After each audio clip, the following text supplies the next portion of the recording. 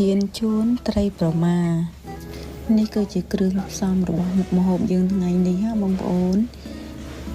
ត្រីប្រមាមួយក្បាលសៀងនេះគឺជាសៀងប្រភេទសៀងផ្អែមណាបងប្អូន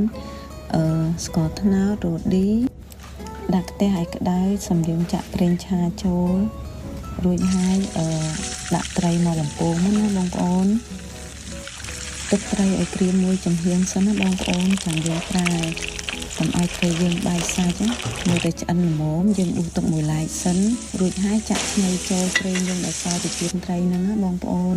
ទុកខ្ញីឲ្យក្រហមបន្តិចចាំយើងដួសខ្ញីចេញទុកមួយឡែករួចហើយដាក់ខ្ទះសាថ្មីចាក់ប្រេងចូលដាក់ស្ករត្នោតចូលបន្តិចរួចហើយចាក់សៀងគោបងប្អូនកូរចុះកូរឡើងមួយសន្ទុះចាំយើងដាក់គ្រឿងយើងពីអំបិលនេះចូល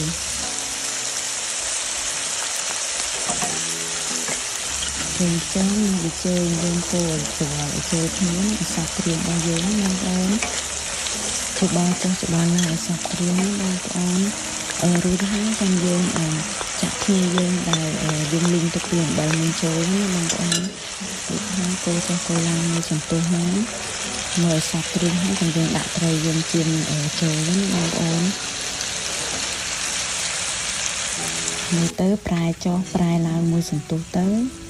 ភ្លក់មើលតាមចំណង់ចំណូលចិត្តណាបងប្អូនថែមគ្រឿងតាមនឹងទៅ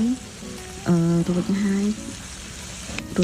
រីយើងចាប់ផ្ដើមឆ្អិនណាបងប្អូនម្ហូបអញ្ចឹងបងប្អូនញ៉ាំមួយបាយក្តៅៗឆ្ងាញ់ណា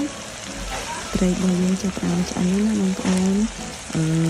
រោយគ្រឿងហើយដាក់ម្ទេសបន្តិចនិងស្លឹកខ្ទឹមណាបងប្អូននេះរួចហើយណាបងប្អូនមើលទំនងអត់ការធ្វើមានផ្សេងគ្នាបងប្អូនសូមអធិស្ឋានណា